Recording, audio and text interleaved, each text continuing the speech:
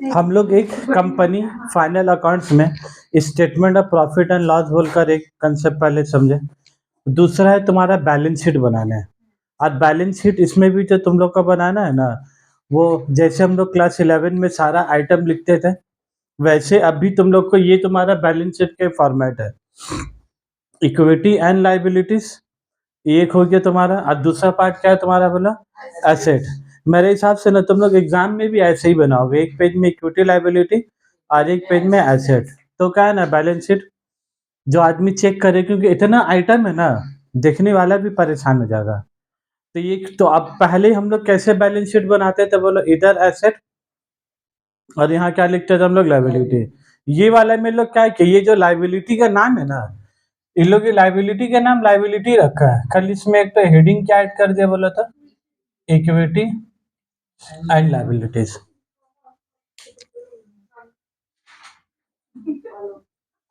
इसमें हेडिंग के क्या नाम है बोला, इक्विटी एंड लाइबिलिटीज। इक्विटी का नाम लिखने का पीछे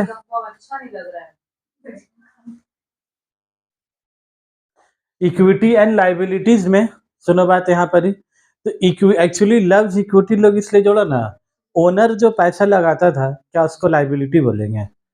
एक तरह से वो भी एक लाइबिलिटी है, नहीं इसको इन्वेस्टमेंट भी नहीं बोलेंगे। ओनर जो पैसा लगाया उसको लाइबिलिटी बोलेंगे। बैंक से लोन जो ली उसको भी क्या, उसको भी लाइबिलिटी बोलेंगे। डिवेंचर से पैसा ले उसको भी क्या बोलेंगे, उसको भी लाइबिलिटी बोलेंगे। तो यहाँ पर ही ये लोग सब तो लाइबिलिटी, ऊपर से नीचे तक का सब आइटम लाइबिलिटी है। सिर्फ इसमें जो ओनर का पैसा है, वो लोग ओनर का पैसा को क्या नाम दे दिया बोले, इक्विटी बोल दिया लोग, क्योंकि वो लोग शेयर होल्डर है। शेयर होल्डर को भी लाइबिलिटी बोलेंगे तो गलत बात हो जाए, है दोनों लाइबिलिटी हुआ। जैसे लोग नाम चेंज किया ना, हैंडीकैप को नाम हैंडीकैप बोलने से खराब बात, वो हम हैंडीकैप बोल रहा है, नहीं फिजिकली चैलेंज। तो लोग नाम खाली क्या कर दिए, चेंज कर दिया। समझा रहा बात, हैंडीकैप का हैंडीकैप बोलने से गरम खा जाएगा, तो इसीलिए सरकार उसका नाम क्या कर दिया, फिजिकली चैलेंज है। तो नाम चेंज होने से कुछ चेंज हो गया, वैसी लाइबिलिटी है, खाली इसका नाम इन लोग क्या कर दिया बोलो, इक्विटी। तो ये हो गया इक्विटी, और ये तुम्हारा क्या हो गया बोलो ना, मतलब इतना से इतना आइटम इक्विटी है, और यहाँ से यहाँ तुम्हारा क्या, लाइबिलिटी है। क्लियर है बात, तो पहले हेडिंग क्लियर। उसके बाद इक्विटी, इक्विटी मतलब क्या बोला हम लोग, शेयर होल्डर फंड। इक्विटी का मतलब क्या होगा बोलो, share holder fund. Share holder कितना पैसा लगाया है, ये वाला आता होगा मेरे ख्याल से, इस तरफ वाला ये नहीं है।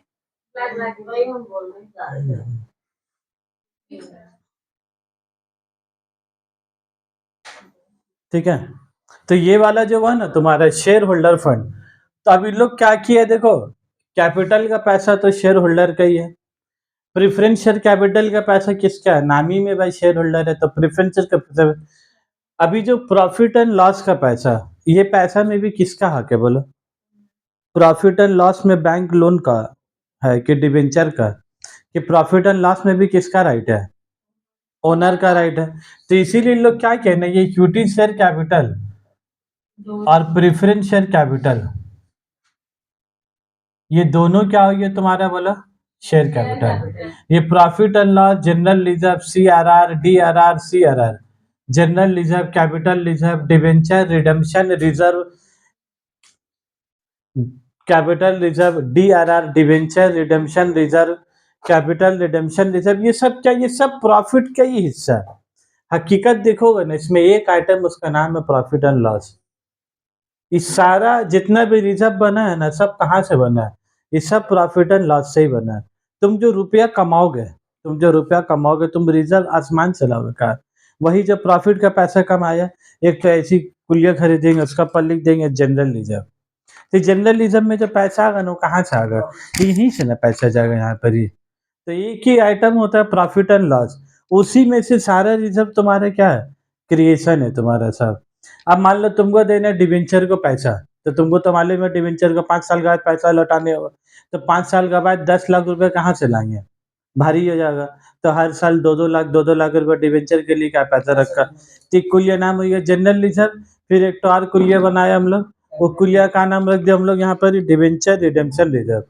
अब उसमें जो पैसा कमाएंगे 2 लाख रुपए उठा के डाल देंगे, फिर अगला साल फिर 2 लाख कमाएँगे, फिर 2 लाख उठाएँगे में का तो यहाँ पर ही 2 लाख रुपए घटेगा पॉकेट में और डिबेंचर रिडेम्पशन रिजर्व में 2 लाख रुपए क्या होगा? बस यही तो काम है डीआरआर में और काम ही क्या है? तो अभी जो पैसा हम लोग डीआरआर में जमा किया है, मान लो ऑफ़िस में या घर में किसी का कोई शादी है, किसी को गिफ्ट देना लाके, अब तो गिफ्ट देना है पैसा में तो अकाउंट में 4 लाख रुपया है, क्या ये पैसे जो हम गिफ्ट ला सकते हैं बताओ? नहीं, क्यों नहीं ला सकते? क्योंकि ये पैसा जो हम 4 लाख रुपया उठा के रखा 2 लाख ये किसके लिए उठाया है? डिबेंचर रिडेम्पशन रिज़र्व के लिए। तो ये कुल ये का पैसा जो 4 लाख जमा हुआ ना, ये कहाँ इस्तेमाल होगा? सिर्फ़ और सिर्फ़ डिबेंचर को देने के लिए। बस और कोई कांसेप्ट का बात ही नहीं है। हाँ, अब अगर बर्थडे में किसी को गिफ्ट देना है, तो हम लोग एक कुलिया का नाम क्या रखा बोलो? General reserve. देखो एक कुलिया नाम इधर का है, जनरल रिज़र्व। इसका नाम में कुछ है? जनरल रिज़र्व मतलब कहीं ये पैसा कहीं भी इस्तेमाल हो सकता है। बर्थडे देने में, सरप्राइज़ गिफ्ट देने में, ये कहीं भी इस्तेमाल है यार। लेकिन डिबेंचर का पैसा देना है तो कहाँ से निकालेंगे? इससे नहीं बस हम इसीलिए हम तुम लोगों को क्या बोले, सब एक ही आइटम है। इस सब का सब क्या है बाबू? प्रॉफ़िट एंड लॉस है। इस सब का सब क्या बोला? इसमें आया कहाँ से? कुलियाँ पैदा आसमान से आया है कि प्रकृति से ही है इसमें। बस अलग-अलग 4 ठो कुलिया बना दिया और 4 ठो नाम रख दिए। अब एक तो रिज़र्व बना देंगे बोलो बर्थडे रिज़र्व, तो क्या हो जाएगा? कोई गांधी जी का बदली सर में बाल आ जाएगा क्या उसका? थोड़ी ना सर में बाल आ जाएगा उसमें। उसका वही गांधी जी रहेगा, खाली सब कुलिया का अलग-अलग नाम होगा। तो बोलो PL, general reserves, capital reserve ये सब मिलाकर हम लोग इसको क्या बोलेंगे बोलो? Reserves and surplus. बस अब बोलो ये लोग एक हेडिंग लिखा, सिर्फ ये लोग क्या लिखा बोलो? रिजर्व एंड तो रिजर्व एंड सरप्लस में क्या-क्या आइटम आएगा बताओ? रिजर्व एंड सरप्लस और शेयर कैपिटल ये लोग नाम लिखा ना बाबू? तो शेयर कैपिटल मतलब equity share capital, preference share capital की दोनों? दोनों। तो इन लोग ना हेडिंग में लोग क्या करना है तुम लोग को ईएससी और प्लस पीएससी। ठीक है बस? उसके बाद रिजर्व एंड सरप्लस में तुम्हारा क्या-क्या आ जाएगा बोलो? पी एंड एल आ जाएगा। है बाबू? ये सब जैसे कैपिटल और कैपिटल के अलावा और कुछ नहीं है और कुछ शेयर होल्डर होता है। 2 ही टाइप का तो कंपनी में शेयर होता है कि इक्विटी शेयर होता है, तो और कोई होगा ही नहीं तो आएगा ही नहीं कभी। जेन पीएल ठीक है? रिजर्व में सारा रिजर्व चाहे तुम जो नाम कर दो बस इसका जो नाम कर दो। घुमाने रिजर्व आ जाएगा। समझा रहा बात? जो रिजर्व का तुम नाम रख दे इसमें। इसीलिए लोग सब रिजर्व का लोग नाम हेडिंग क्या दे दिए बोलो? Reserve and surplus. समझ गए ना तुम घुमाने? अचानक से कभी लेके जाने होगा तो कैसे लेके जाएगा आदमी? घुमाने रिजर्व बनाएंगे पहले, एक आध महीने से घुमाने रिजर्व में पैसा जमा कर, उसके बाद जब रिजर्व में पैसा जमा हो जाएगा तब बोलने होगा चलो घुमानी रिजर्व। घुमाने को अब ले जाएंगे घुमाने। तो सब यहाँ पर अब हमको एक बात बोलो।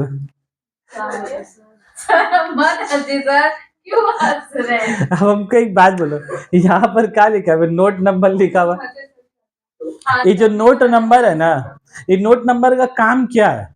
अब इधर 5 आइटम तो इधर ऐड हो नहीं सकता, तो तुम याद रखो तुम नोट नंबर दोगे कैसे? तुम स्टेटमेंट ऑफ पीएल बनाए तो इधर 1 2 3 4 5 6 वहां पर तुम दिए थे ना जल्दी से 1 2 3 4 5 6 दिए, तो जो वहां जो सीरियल नंबर खत्म होगा ना, यहाँ से फिर वो सीरियल नंबर तुम्हारा शुरू होगा। बराए मेहरबानी मत करोगे उसका दिया तो 1 2 3 4 5 6 या फिर तुम दे रहे फिर 1 2 3 4 5 6 ऐसा नहीं होगा। स्टेटमेंट ऑफ पीएल का जो नोट्स नंबर का सीरियल वाइज होगा ना, अदर एक्सपेंस डेप्रिसिएशन जो भी उधर अरे वर्किंग नोट कैसे बनाते थे बाबा?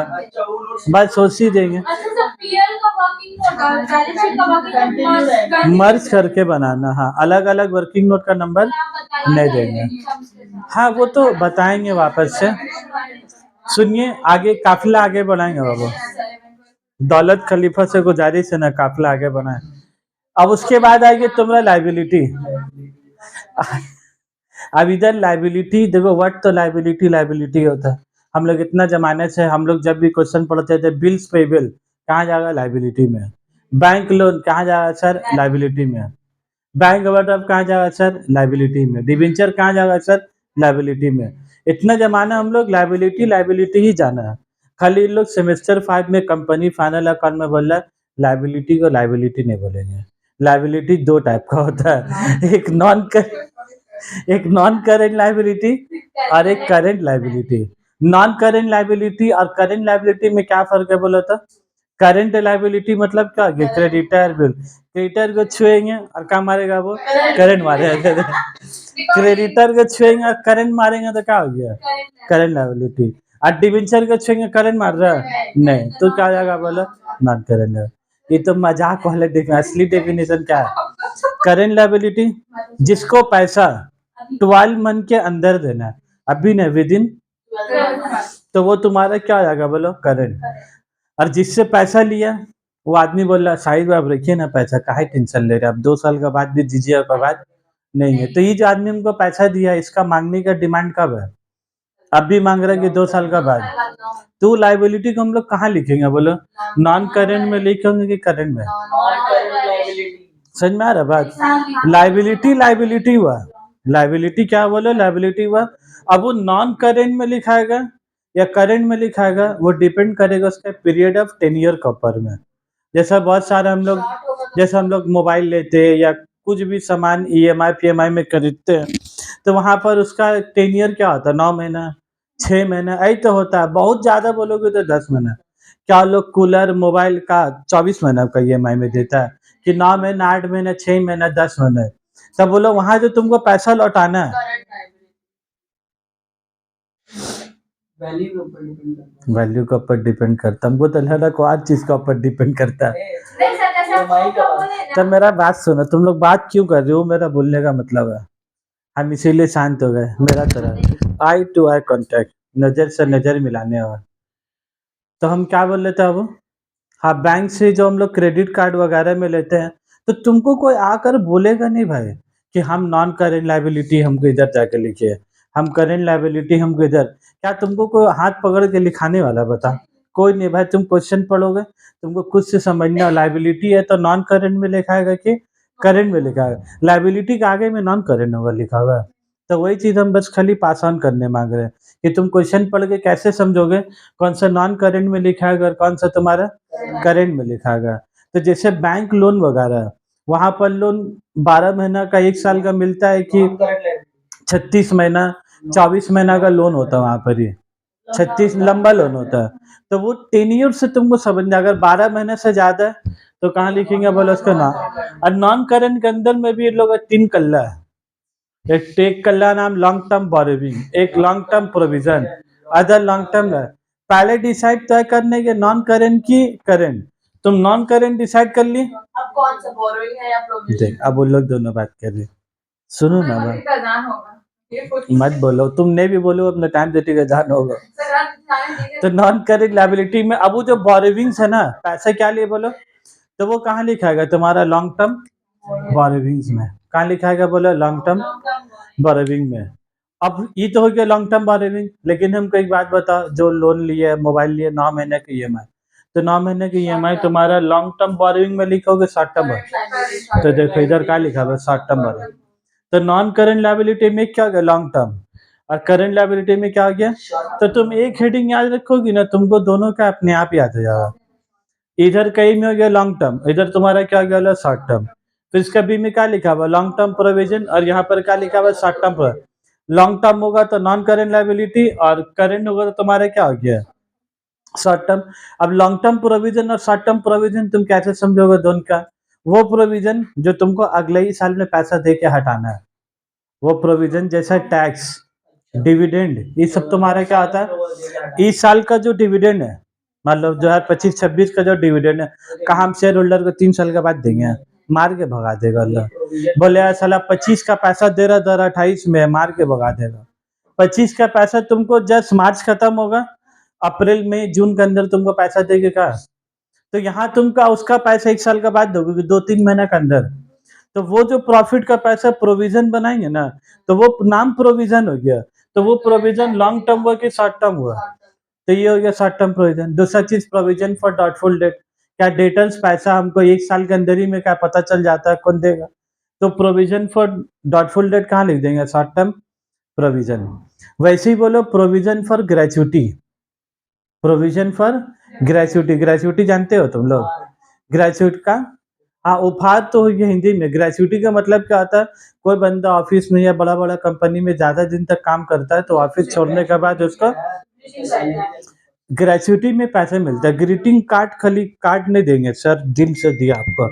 दिल से एक तो चेक भी देनी होगा उसका।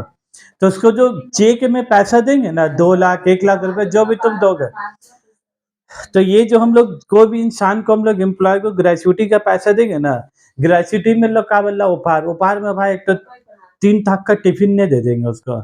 उपहार में 3 थाक का टिफ़िन दे दिए तो ग्रेचुटी हो गया। एक तो आयरन दे दिए, ग्रेचुटी में ऐसा होता है क्या? ग्रेचुटी में एक तो चेक देने हो तुमको, तो चेक का पैसा तुमको पहले से क्या है जमा करने होगा। तुम जो चेक में पैसा दोगे ना बस का 20 साल का बाद, 25 साल का बाद, तो तुमको पता ही बंदे को 25 साल के बाद हमको 2 लाख 5 लाख रुपए देने हैं, तो तुम अचानक से दोगे प्रॉफिट से, तो प्रॉफिट कम हो जाएगा, बहुत हेवी रकम। तो इसीलिए क्या करता है बड़ा-बड़ा कंपनी हर साल जब प्रॉफिट कमाते हैं, ग्रेचुटी का एक तो रिज़र्व बना देते हैं, ग्रेचुटी बोलकर डब्बा बना दे रहे हैं। वो पैसा में प्रॉफिट का पैसा को ग्रेचुटी में हर साल थोड़ा-थोड़ा पैसा जमा कर रहे हैं, ताकि जब 20 साल के बाद हमको बंदे को पैसा देना होगा, तो इसमें पैसा ऑलरेडी है। वही पैसा उठाएँगे, पैसा उसको क्या करेंगे, दे देंगे। तो ये पैसा जो हम उसको देंगे, 1 साल के बाद देंगे, 6 महीना बाद देंगे कि 20-25 साल के बाद दें। तो ये जो प्रोविज़न है शॉर्ट टर्म प्रोविज़न के लॉन्ग टर्म, तो लॉन्ग टर्म प्रोविज़न इधर लिखा है। तो तुमको प्रोविज़न पढ़ के ना समझना होगा कि वो शॉर्ट टर्म है कि लॉन्ग टर्म है। समझ में आ रहा है बात? ग्रेचुटी हम समझाए ये कांसेप्ट पता है तुम लोग को? 12 का आईसी का बुक में लिखा हुआ। ये प्रोविज़न फॉर ग्रेचुटी जो तुम लोग समझा रहे हैं ना सेमेस्टर 5 में, ये क्लास 12 का दिल्ली बोर्ड का बुक में क्या है? लिखा मतलब उन लोग को मानता है कि उन लोग का साबुनदानी इज़ वेरी मजबूत। ठीक है, लेकिन उन लोग का है नहीं हकीकत में। लेकिन काउंसिल वाला ये बात मानता है कि आईसी बोर्ड के स्टूडेंट लोग का सावधानी मजबूत होना चाहिए, लेकिन हकीकत में रहता नहीं है इन लोग का। तुमको बोले एक बात, सबको बैठा दिया अब, तो नॉन करंट लायबिलिटी में क्या आ गया? Long term borrowing, long term provision, other long term, other long term में बहुत बार इंटरेस्ट वगैरह आता है। मतलब वो लॉन्ग टर्म है, मतलब पैसा 2 साल 3 साल के बाद देना है, लेकिन उसका ना ही लॉन्ग टर्म बोरोविंग, ना ही लॉन्ग टर्म प्रोविजन है, लेकिन वो किस नेचर का लायबिलिटी है जिसका पैसा 1 साल के बाद देना है, तो उसको कहाँ बैठा देंगे? अदर लॉन्ग टर्म लायबिलिटी में। और लास्ट में देख लो करंट, करंट आसान है, शॉर्ट टर्म बोरोविंग समझा ही दिया, शॉर्ट टर्म प्रोविजन भी समझा दिया। ट्रेड पेबल में क्या लिखा था बोलो तुम? ट्रेड पेबल में क्या लिखा था?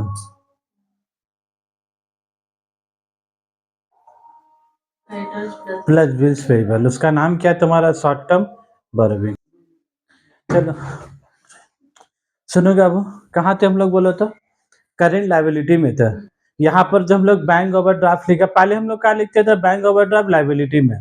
तो पहले क्या होता था ना, तुम बैंक ओवरड्राफ्ट यहाँ लिखो, डिबेंचर नीचे लिखो, आउटस्टैंडिंग सैलरी पर लिखो, उससे कोई मतलब नहीं होता था। बस लायबिलिटी को ऐड करना है, एसेट को ऐड करना है, दोनों टैली होना चाहिए, बात खत्म। बस यही होता था, है कि नहीं? हम लोग क्रेडिटर का भी ऊपर लिख देते थे, बैंक लोन को नीचे लिख देते थे, फिर भी टीचर नंबर देता ही था, क्योंकि टैली होने से हुआ। लेकिन आज का डेट में टैली होने से नहीं होगा, जे लोग का जो फॉर्मेट है उधर ही जा जाकर तुमको क्या करना है? बैठाना है। तुमको एक बात बताओ, ये बैंक ओवरड्राफ्ट ये कहाँ जाएगा बोलो? बैंक ओवरड्राफ्ट, पहले तो ये बात बोलो, करंट लायबिलिटी है कि नॉन करंट लायबिलिटी है? बैंक ओवरड्राफ्ट करंट लायबिलिटी है कि नॉन करंट? करंट। कैसे बाबू? उसको पैसा कितना दिन के अंदर में देना है तुमको? 12 महीना के अंदर। और 12 महीना तो छोड़ो, 12 महीना तो बैंक ओवरड्राफ्ट तो हकीकत में तुम्हारा क्या होता है? ये महीना जो पैसा लेंगे हमको अगला महीना का 15 तारीख के अंदर में क्या पैसा देने होगा। तो bank overdraft, provision for tax, bills payable, ये सारा का सारा तुम्हारा क्या हो गया बोलो? Current liability.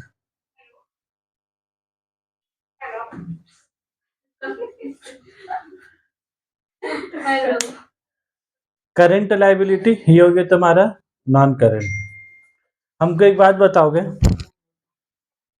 ये जो प्रोविजन फॉर टैक्स है, ये तुम्हारा कौन सा प्रोविजन होगा? वो लॉन्ग टर्म की शॉर्ट टर्म? क्यों शॉर्ट टर्म? हम लोग 2025 का पैसा, टैक्स का पैसा कब देंगे? 2028 में, कि भाई 31 जुलाई अगर देने होगा, एक साल का 3 महीना का बाद ही तुमको क्या, अगर तुम ऑडिट नहीं हो तो 31 जुलाई, और ऑडिट हो तो अक्टूबर के अंदर में क्या, तो जस्ट तुमको मौका कहाँ मिल रहा भाई? मार्च में साल खत्म हो रहा है, या तो जुलाई मतलब 4 महीना, और अक्टूबर मतलब 6 महीना, बस और क्या मिल रहा है?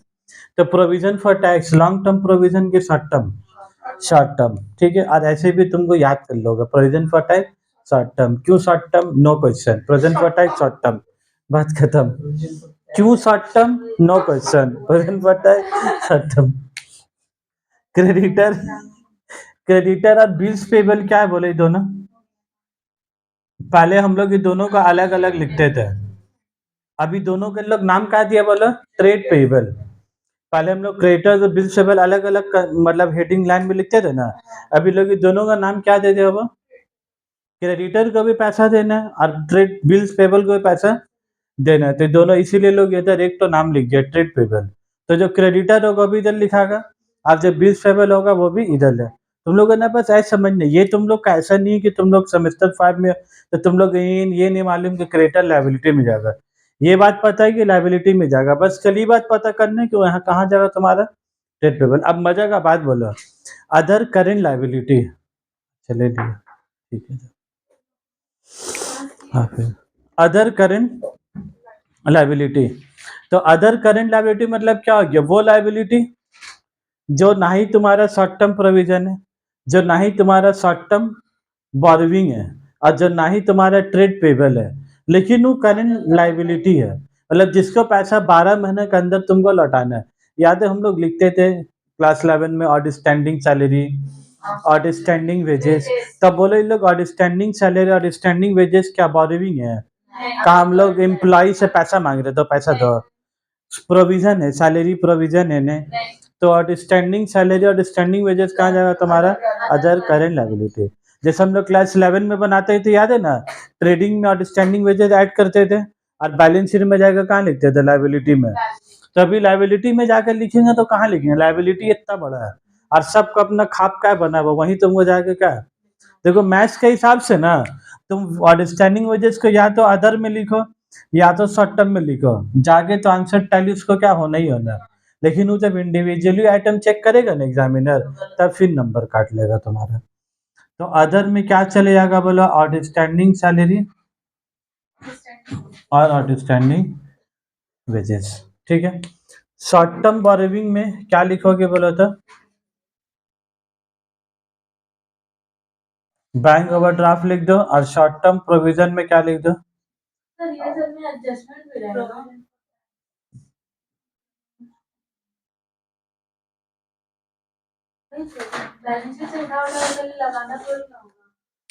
पहले एटलीस्ट बैठाने तो सीख जा, कम से कम 15 में 10 तो आ जाए पहले। आ जाएगा सर बैठाने से। बैठाने के अलावा जितना एडजस्टमेंट बोला ना, 6 तो बना लोगे, आ जाएगा। बाकी हम तो कोशिश कर रहे पूरा ही समझा देने के लिए, इसीलिए इसको 2 क्लास में बांट दिए, एक क्लास में बेसिक कर, एक क्लास में क्वेश्चन। तो हम क्या बोला, इधर बैठा दिए तुम लोग का। अब उसके बाद आ जाओगे एसेट, किसके बात कर रहा तुम्हारा बोलो? एसेट का। अब एसेट के लिए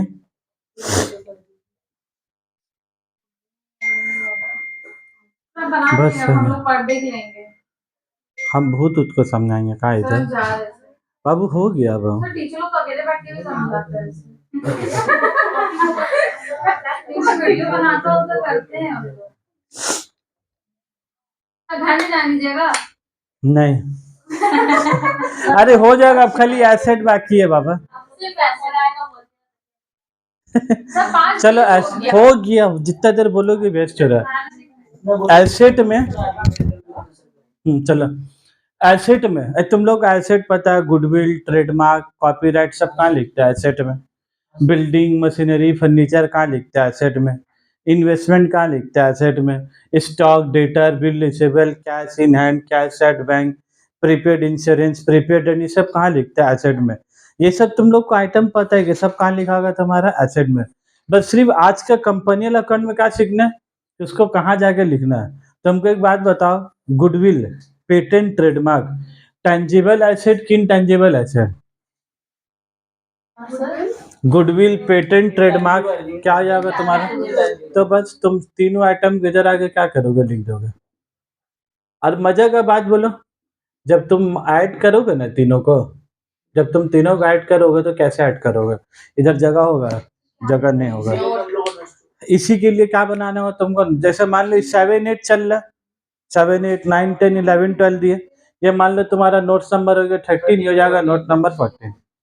ठीक है, ये बस तुमको कौन सा वो जी डब्ल्यू, जी से हो गया गुड और डब्ल्यू से हो गया will, good will. Patent, trademark यहाँ भी लिखा है और पेटेंट नहीं लिखा, ट्रेडमार्क तो ठीक है, ठीक है, एक तो दिल का बात यहाँ लिख दिया। उसके बाद बोलो टेंजिबल एसेट, उसके बाद हम लोग क्या लिखते हैं? मशीनरी, बिल्डिंग, फर्नीचर, ये सब तुम्हारा क्या हो गया? टेंजिबल। तो आज तुमको लिखना है वैसे ही ऊपर में लिखते थे, आज भी कहाँ लिखना, ऊपर ही लिखना है। बस खाली तुमको, अब तुम गुडविल ऐसी भेजड़ाक जाके नहीं लिख सकते हो। बिल्डिंग जाके जो एकदम मजे में जाके लिख दिया, हाँ उसको अलग से पहले लिखना है, फिर ला के इधर बैठाना होगा। तो यहाँ पर क्या क्या हो जाएगा बोलो तुम्हारा? प्लांट एंड मशीनरी, और क्या कहा वो? लैंड एंड बिल्डिंग और फर्नीचर। तो हमको एक बात बोलो, जो तुम लोगों का टेंशन था ना भाई, याद करने कौन आइटम कहाँ जाए कैसे जाए, अब बोलो याद करने का तो टेंशन दूर हुआ ना? कम से कम एक टेंशन दूर करवा दिए हम। अभी दो आइटम बहुत हेवी है भाई, कैपिटल वर्क इन प्रोग्रेस, और एक क्या लिखा है तुम्हारा? Intangible assets under development. Capital work in progress, और ये क्या बोले? Intangible asset. Capital work in progress का मतलब क्या होता है? जैसे बिल्डिंग अभी ढलाई हुआ, उसके बाद फर्स्ट फ्लोर ढलाई हुआ, सेकेंड फ्लोर हुआ, क्या अभी बिल्डिंग बन के कंप्लीट हो गया? नहीं। क्या हम लोग बोल सकते हैं उसको लैंड एंड बिल्डिंग? नहीं बोल सकते, अभी बिल्डिंग बना ही नहीं है। तो जब अभी बिल्डिंग बना, फर्स्ट फ्लोर सेकेंड फ्लोर, तो वो बिल्डिंग का पैसा को कहाँ लिखेंगे? Capital work in progress. जैसा raw material work in progress नहीं होता, आधा बना आधा बाकी है, तो वैसे एसेट भी वर्क इन प्रोग्रेस होता है। क्या एसेट ऐसे होता है? बिल्डिंग आया, आया एकदम, तो जमीन में आकर बैठा, बस बस बिल्डिंग रेडी हो गया। है तो बिल्डिंग आसमान से आया, खिड़की पलंग अलमीरा का साथ आया, लाके जमीन में रखा, बिल्डिंग रेडी, इधर जाके बिल्डिंग लिख देंगे। ऐसे होगा कि पहले बिल्डिंग का पैसा कहाँ जाएगा बोलो? कैपिटल वर्क इन प्रोग्रेस में। जब बिल्डिंग बन के पूरा कंप्लीट हो जाएगा, तब फिर वो बिल्डिंग का पैसा, कहाँ जाएगा बोलो? ठीक है बात। तो हम लोग जब बनाते हैं, जब बिल्डिंग आधा अधूरा बना हुआ रहा, तो हम लोग कहाँ लिखते हैं? W R T.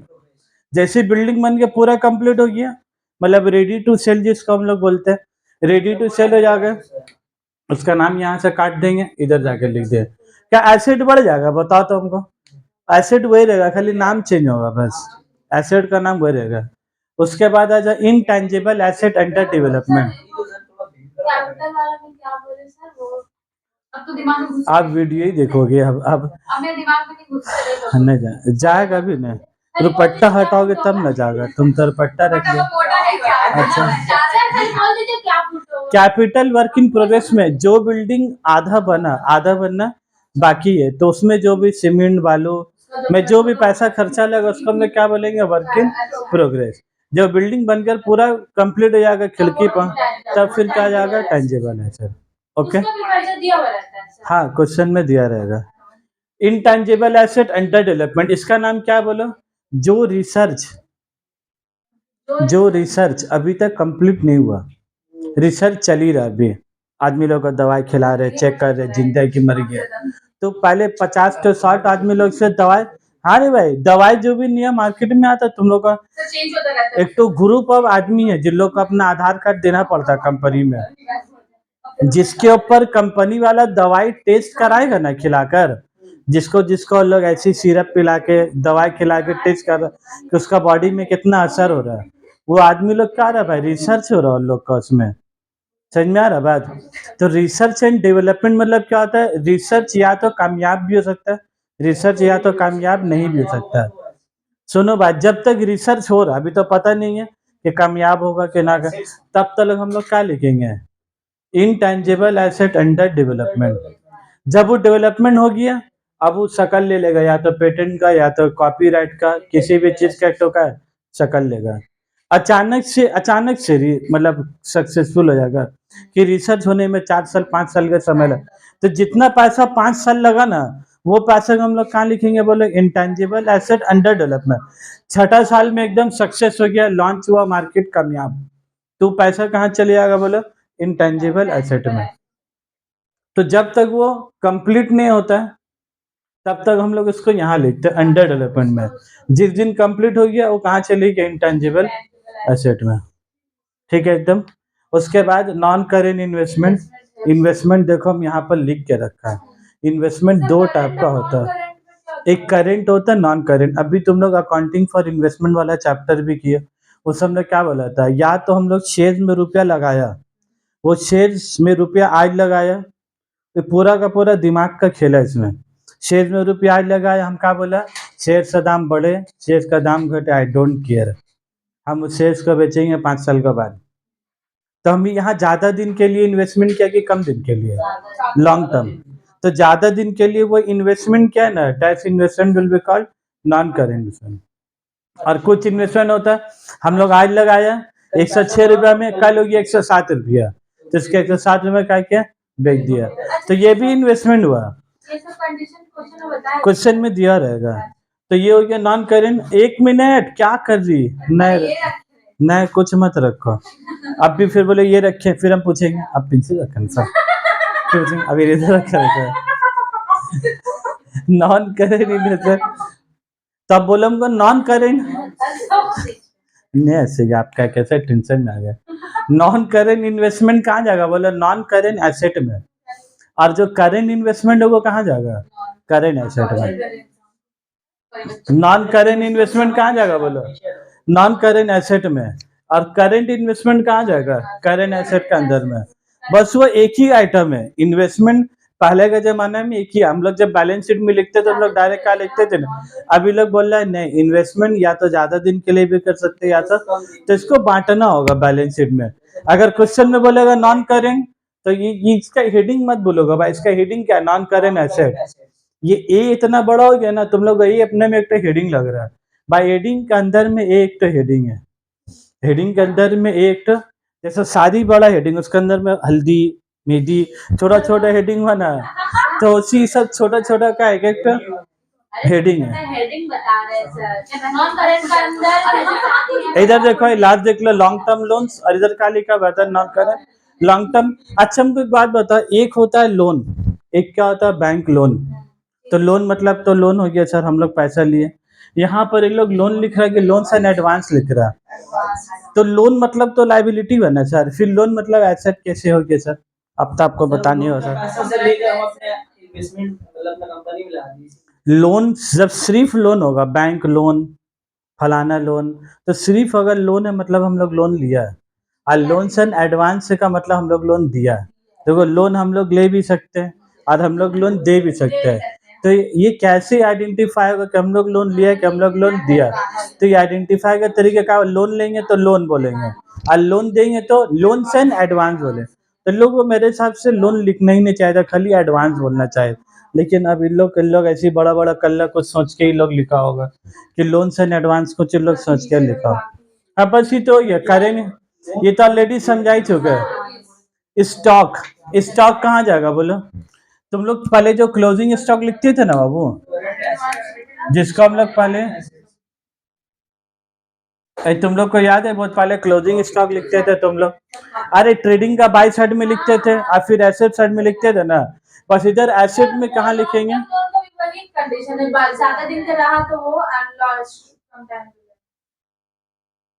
उसके बाद ट्रेड रिसीवेबल, रिसीवेबल में क्या जाएगा बोलो, बिल से। ये जो स्टॉक इन ट्रेड जिसका नाम था ना, इसका नाम इन लोग क्या बोल दिया अभी, इन्वेंट्रीज। अभी ऐसी जो जमाना चल रहा है सबका नाम चेंज हो रहा है खाली। स्टॉक इन ट्रेड का नाम क्या जाएगा बोलो, ये डेटर और बिल रिसीवेबल, इसका नाम क्या हो गया बोलो, बाल लिखोगे तुम लोग हैं। डेटर और जैसे इधर नाम था ना क्रेडिटर और बिल रिसीवेबल का नाम क्या आ गया था, ट्रेड पेबल, वैसे क्रेडिटर और बिल रिसीवेबल का नाम क्या आ गया तुम्हारा, ट्रेड रिसीवेबल।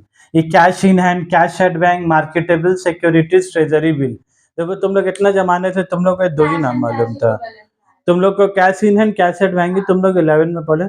खाली भी एक तो आइटम का ज्यादा मार्केटेबल सिक्योरिटीज और ट्रेजरी बिल। ये एक्चुअली होता है क्या, cash and cash equivalent, cash and cash equivalent. तो ये जो हो गया कैश, ये क्या हो गया बोलो, कैश, और ये जो हो गया तुम्हारा कैश इक्विवेलेंट। समझ में आ रहा बात? Cash in hand cash at bank क्या हो गया, कैश, ये लोग बैंक बोल रहा है नहीं, कैश को भी कैश बोल रहा है और बैंक को भी कैश बोल रहा है। तो कैश इन हैंड हो चाहे कैश एट बैंक हो, दोनों का नाम कैश बोलेंगे, और मार्केटेबल सिक्योरिटीज और ट्रेजरी बिल को क्या बोलेंगे हम लोग, कैश इक्विवेलेंट। कैश इक्विवेलेंट मतलब वो पैसा जो ऑलरेडी कैश में नहीं है, कैश में नहीं हो पैसे तो हम लोग क्या कर दिया, बिल खरीद लिया या मार्केटेबल सिक्योरिटीज में रुपया लगा दिया, तो पैसा कैश में कि कैश में नहीं है, नहीं है, लेकिन जब चाहेंगे उसको बेचेंगे और बेच के उल्टा वापस क्या पैसा आ जाएगा। तो कैश इक्विवेलेंट क्या होता है, cash equivalent are short term, cash equivalent are short term highly liquid investment, highly liquid investment that are readily convertible into known amount of cash subject to insignificant risk of changes in value। समझ में आया बात? Cash equivalent are short term highly liquid investment subject to readily convertible into known amount of cash subject to, last में subject to क्या, insignificant risk of changes in value. सबसे last वाला word हमें होता है, हम लोग रुपया लगाया कंपनी में, रुपया मिलेगा तो क्या गारंटी, जितना लगा उतना ही मिलेगा। तो लोग बोलते हैं जो रुपया लगाया है और जो रुपया मिलेगा उसमें कोई रिस्क नहीं होगा, subject to insignificant risk. Significant risk मतलब होता है बहुत ज्यादा, और इनसिग्निफिकेंट मतलब नो रिस्क।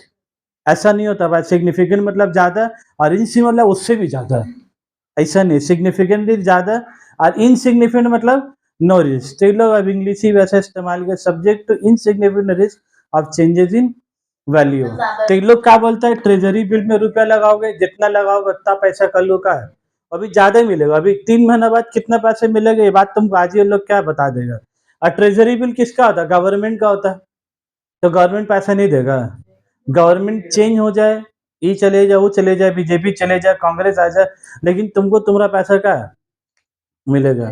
तो ये पैसा कहाँ चले जाएगा बोलो, कैश इक्विवेलेंट में। लास्ट का देखो दो आइटम लिखा, प्रीपेड रेंट और क्या लिखा है, प्रीपेड इंश्योरेंस। हम लोग याद है जैसे आउटस्टैंडिंग सैलरी लिखते थे, वैसे ही को प्रीपेड रेंट होता था, तो रेंट में प्रीपेड रेंट क्या करते थे, माइनस इंश्योरेंस, नॉर्मल प्रीपेड ही होता है, तो प्रीपेड में प्रीपेड इंश्योरेंस क्या करते हैं हम लोग, माइनस करते, याद है पीएल में टू इंश्योरेंस लेस, आउटस्टैंडिंग वाला टीचर लोग क्या बोलता है, ऐड होगा, प्रीपेड वाला क्या होगा माइनस। तो ये माइनस वाला पैसा कहाँ जाकर लिखेंगे, अच्छा तो बस। तो ट्रेड रिसीवेबल में लिख लो पहले बिल रिसीवेबल और डेटा। हम जान रहे तुम लोग का सबर का पैमाना भर गया, तुम लोग इतना पढ़ लियो ना, तुम लोग आज इतिहास रख दियो आज। Cash and cash equivalent, cash equivalent में क्या क्या आएगा बोलो अब, ट्रेजरी बिल, मार्केटेबल सिक्योरिटी। तुम लोग घर जाके ना हमको आगे जब आओगे नेक्स्ट क्लास में तुमको मार्केटेबल सिक्योरिटीज का मतलब तुम लोग समझाओगे सर ये होता था। कैश, ठीक है, और अदर करेंट एसेट में क्या क्या आएगा बोलो, प्रीपेड रेंट और प्रीपेड सैलरी, प्रीपेड रेंट और प्रीपेड सैलरी। तो सुनोगे मेरा बात, अब जो क्लास एंड करना है, करेंट इन्वेस्टमेंट हो गया, डेटा हो गया, बाकी जो सब बैठा ही दिया तुम लोग को है बाबू। पता नहीं तुम्हारे ही है कि क्या, हेलो। तो हम लोग याद रखोगे टोटल 3 हेड होता है लायबिलिटी में, equity, non current liability, current liability. Asset side में, एसेट साइड में कितने हेड होगा बोलो, 2, करेंट एसेट और करेंट एसेट। करेंट एसेट में 2 होगा, सुनो बात सुनो भाई लाद, एसेट में 2 होगा, नॉन करेंट एसेट और करेंट एसेट। लेकिन लायबिलिटी साइड में कितना होगा, 3, एक इक्विटी, एक नॉन करेंट लायबिलिटी, एक और करेंट लायबिलिटी। अगर नॉन करेंट के अंदर में एक long term borrowings, long term provision, long term provision का बोला other other long term liability. Heading तो ऐसे बनेंगे, बट जैसे कि इंटेंजिबल के पहले टेंजिबल लिख दिए, इंटेंजिबल इसमें तो कोई मसला नहीं है ना। हाँ, वो तो नहीं वैसे लिखना, टेंजिबल का बाद ही इंटेंजिबल आएगा, कैपिटल इसको ऊपर नीचे नहीं करना है। वो एक ही है, अगर क्वेश्चन में अगर प्रीपेड सैलरी हुआ तो प्रीपेड सैलरी हो जाएगा। Sir short term loan and advance question में होगा दिया हुआ, मतलब जो लोन हम लोग किसी को दिया ना 12 महीने का अंदर। ठीक है, जाओ अब, अल्लाह हाफिज, जाओ तुम लोग घर में आराम करो।